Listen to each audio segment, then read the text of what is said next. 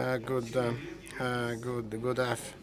good afternoon. I'm Denis. I work at TTK in Saratov and participate in ENOG fellowship program. And within the framework of this, I'd like to thank RIPE NCC for their participation in this.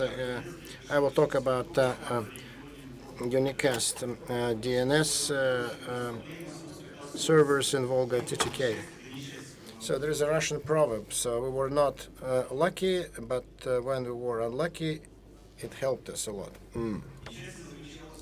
So the misfortune was that in some cities or in groups of cities, as a region, a macro region, Volga, so the networks were developing independently, and they were tuned by different people at different times. So the standard situation was that there were many, so there is a region, and within the macro region, and there are clients, and they are provided cached DNS servers. These DNS, they sit on a certain site, and they were just issued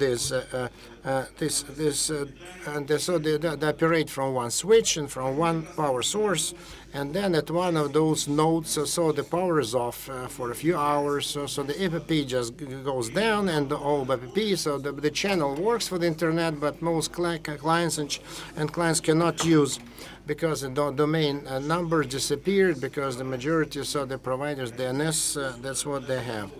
So one of the cases, she was escalated to the corporate TTK center, and so the management said, so need to make it redundant DNS operation in the macro region. So do whatever you do, so the DNS service should work perfectly well, even in the event of brownout and etc. Just a perfect failure of the president. There should be unicast. That's what they say. So we need just to do the unicast on the basis of the existing infrastructure. So I do the contacts of the network administrators, and I started to do the infrastructure audit. So then I asked the corporate center of TTK to sub networks with /48 in different. So this such big servers, they are needed for the throughput of DGP announces. So IPv4 for IPv6. So the tuning is the same. So then I decided to do in the addresses the DNS. I have decided to try to set up caching DNS on 0 addresses. So I selected this Anycast NS1 TTK root, so he kills the number, and there's Anycast NSC. So then I have a chosen service which have Anycast NS1 and then addresses. One server has one unique Anycast address, and then I have chosen service which will be Anycast DNS class 1 or class 2. So if the server is strong enough and powerful enough, so then it's class 1 Unicast DNS. So if the server is weak and can provide services only the clients of its own region, then it's a different name of the clusters. Then we have IP addresses, access lists, and for IP addresses for the whole region that could be allowed for to answer to all the queries. Unicast BGDP. Yesterday they were speaking quite well. What happened to them today? Now, I started to experiment, so I used this this network in the routers to which the servers were connected. For each server, you created a latest SLA. For each SLA to compare it with the track, so that we would tie into the static routes, and then for each unicast, so create with a mask /32 IP address of the main internet server, just with the connection to the special track. So then one unicast in the server, you can see the way it's done on this slide. So then we need to check what we tuned. So first the operating systems and the home routers, and then providing them to the clients and getting automatic tunings. And then loaded brass, so the plan of work, and we changed like a cache service with cache servers to other ones, and so then we launch them, and so the remaining brasses in the Volga region, so the list of servers, so we select the DNS that would be class 1 and class 2. We distribute them in which classes, so which unicasts are assigned to. So then we do the step-by-step regional routers system operation, and then so there were no complaints for a month, and I think that the experiment turned out to be good, and so it could be replicated for the macro region.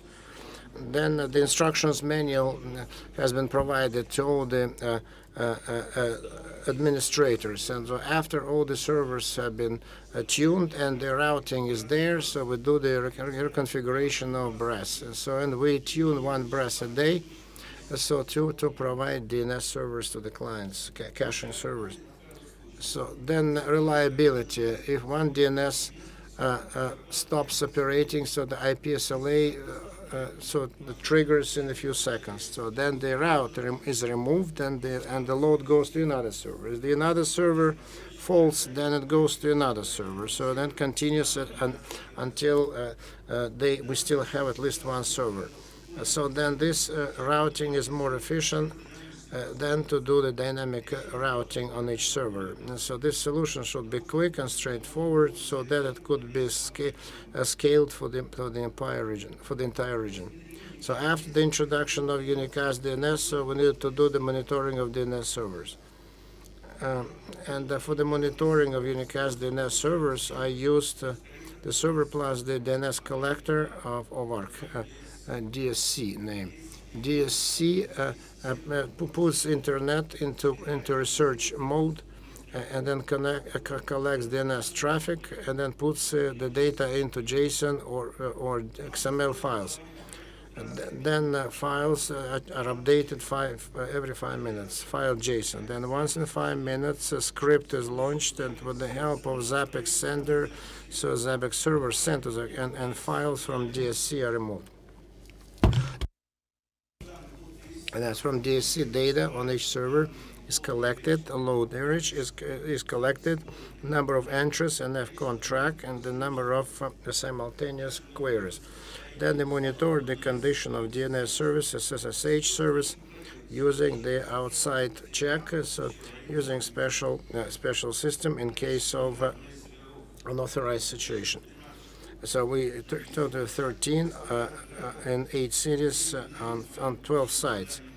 So the time it took to begin until the configuration was done, 3 months, and then the monitoring system was introduced. Thank you.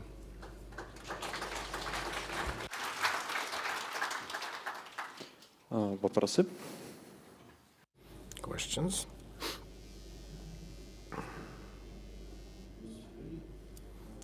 Bogomolov Alexei. So just I was listening. So the dynamic routing on the servers. But when it got to that, so can you expand on that, please? So why do you do this dynamic routing on the servers? So because this mechanism is not scalable in principle. You cannot just scale up. So using this, you don't have to reconfigure the servers at all. You don't have to do that. And in IPSLA, so there are so many configurations on the network equipment and the servers.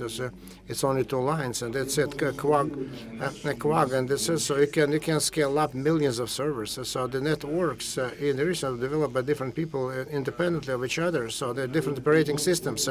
There's the reason. There's the reason why. Just it's kind of so there was so many, and the routers, brass routers are pretty much the same. It was much easier and faster to do it rather than to write the instructions manual and the full instructions. This system administrators would tune it.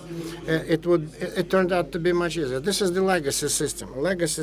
Yeah, so different disparate systems. So we had just to operate with what we had. So virtual. This is hardware, virtual and hardware to servers. I think he's talking about servers. Thank you. Okay, just I'll talk to you later during the break. It's not a threat. It's not a threat. Don't worry. Any more questions? Then I have a question. Artyom Krychenko. So if you raise Unicast, why two networks of IPv6? Why? So what's the redundancy here? Because the servers can be located in different places physically and could be connected from from different routers, and it's not necessarily just sitting just in one node in one place. It's a kind of general case. Yeah, so it's not, usually more often than not, but not always, that they're all in the same place. In one site, uplinks are different. BGP uplinks are different. That's why there are several. So this slide, for simplicity, I just wrote it's connected from one border, but in reality it's different everywhere. It's on different locations. Thank you. I'll talk later. Thank you. Any more questions? DNS server. DNS server is at low back 53, right? No, low back. Yes, low back 53, and your track connected interface. Is it okay? I didn't design anything better so far, and then we monitor it. We see the charts, curves. And, so if there is a slump, then it means something is wrong. But we haven't had any slumps. In October, I finished 2 configurations. On 2017, everything is up and running.